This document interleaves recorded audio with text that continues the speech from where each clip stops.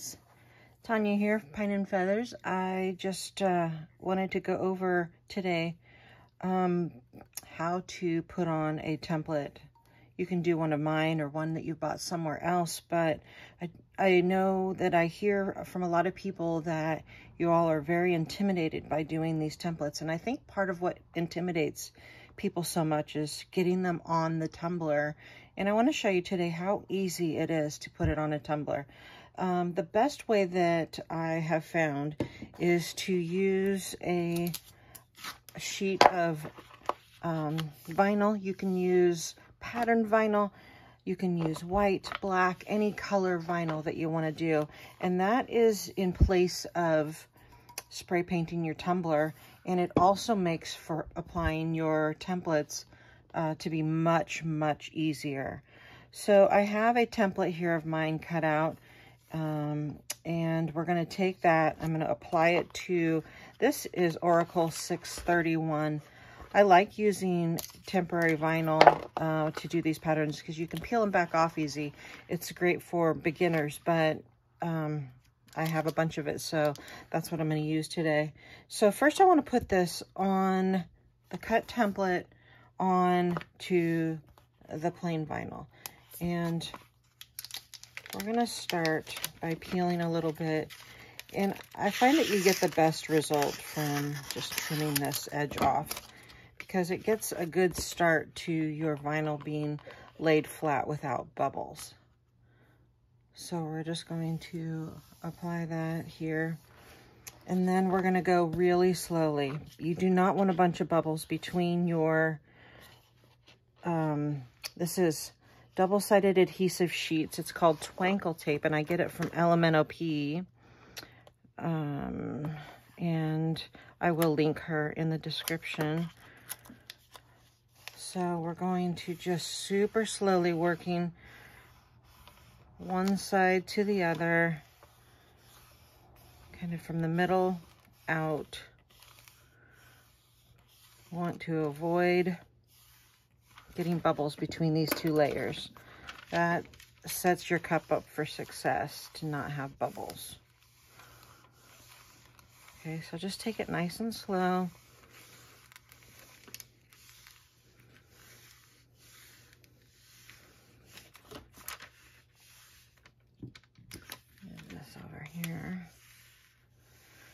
I'm trying a new way of filming my videos, and I hope that we find that this works better. Hopefully I don't have so much blurry shots. All right, so I do not see a single bubble in this. All right, so now we're going to carefully cut around the template. The left and right side where it's going to come together is going to be your most important to get that nice and straight. The top and bottom, you're going to be trimming that anyways with an edge trimmer. So, if you have a good sharp pair of scissors, which these may not be, you can kind of get it in the groove, press, and it's going to stay right in the groove. I don't know if you can see. Can you see this? I gotta get it to where I can see. This line here, it's the outline of the template. If you can get it in that groove and just push your scissors, it's gonna give you a nice straight cut. It's gonna follow that groove. So once you get it in there, you just, oops. Try to stay in the groove. It tends to do pretty well.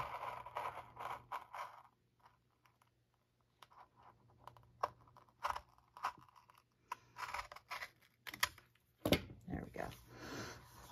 I didn't do the best, but it's okay. If it's not straight, I can show you how to fix that. So for these edges, this is the top and bottom. I'm just going to use a paper trimmer. And maybe you find that this is easier for the whole thing.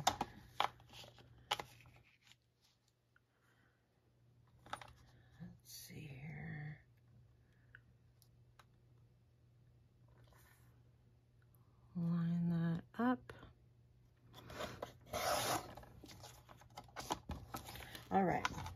So now we have our template cut out, and we're going to apply it to the tumbler. And again, we're going to peel the back side. Now make sure if the template is directional that you pay attention to the direction of how you apply it, because you do not want to put these on, get all this, you know, work of getting them on and find that you have put it on upside down.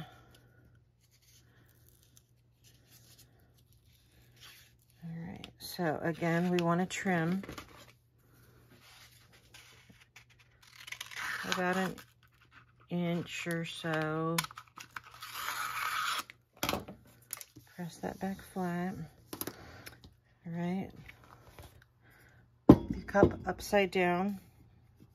We're going to set this on the table.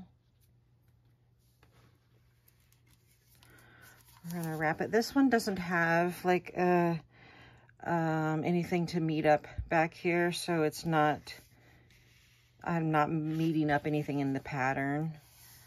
But we're just going to lay that. You'd want to get it to where the pattern pieces line up. We're going to press this flat here where it's sticky.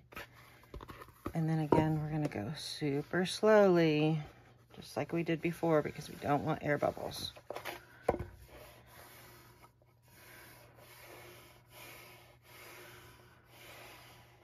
Kind of center out, center out. Now you will see kind of creases on the tops and bottoms, but we're going to cut that with a paper trimmer.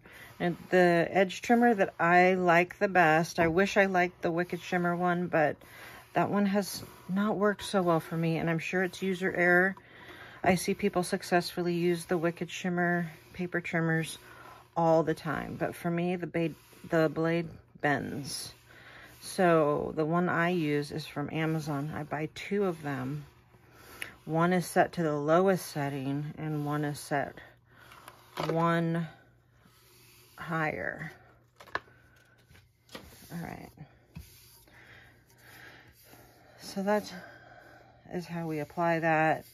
We're going to take our fingernail and we're going to score ourselves a line back here.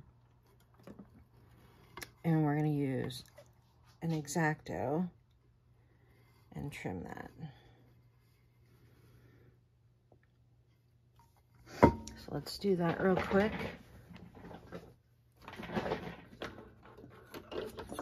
So with a super sharp razor blade, X-Acto blade, we're just going to follow that line, go nice and slow, follow that line that you created with your fingernail. I know you guys can do this. These templates have been very popular. They're great sellers. I sell most all of them that I, when I'm making them live, so they're really good. People tend to love them. All right, so that is how that seam is gonna go. And then next, I'll grab my paper trimmers.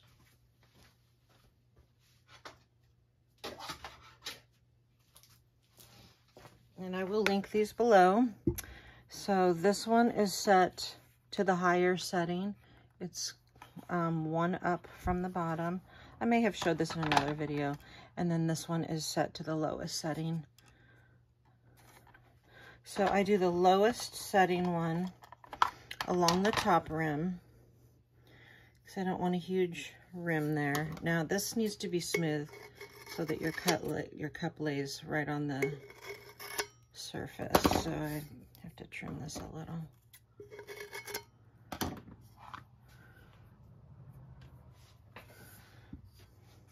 I'm finding that some tumblers are a little different around. So this is a Hogg, just a regular 20 skinny Hogg. And I use the sizing of 9.25 by, I think it's by 8 inches. 8.125 is the height.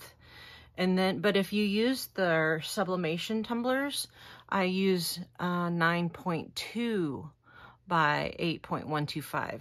The sublimation tumblers seem to be a little bit skinnier. For when I'm doing MakerFlo tumblers, I have to use the size of 9.3 by 8.125. Their tumblers are just a little bit beefier. But I do love MakerFlo tumblers.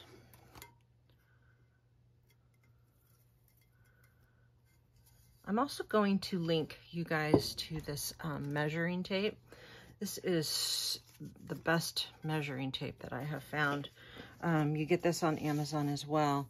But see how perfect you can get your measurement with this?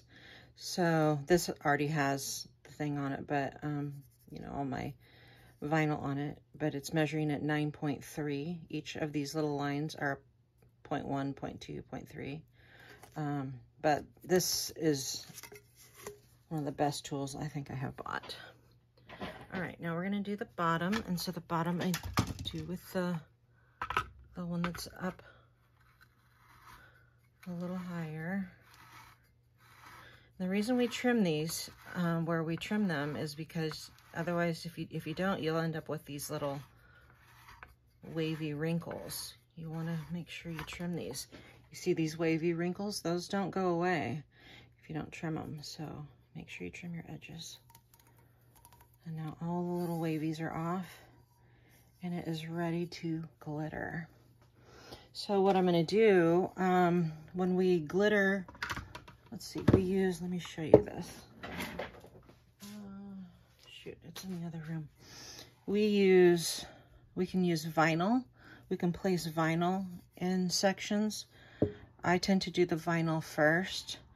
Then I move on to foils, then glitter, then mica. I have been starting to spray seal my foils once I apply them, because sometimes little sticky spots are still there and you'll get glitter on your sticky spots of your foil. So I suggest sealing between foil and you may want to spray seal between each different thing that you use, you know, between glitter and micas. Spray sealing is never bad. I use Rust-Oleum 2X Clear Glossy to spray seal my tumblers. So I think that's not a bad practice to get into. Let's see, what else was I going to tell you? So we're just going to peel up sections at a time, and glitter and foil. And I'll make another video and show you how we finish this process. But thanks for joining. Hopefully that helps, and don't be scared.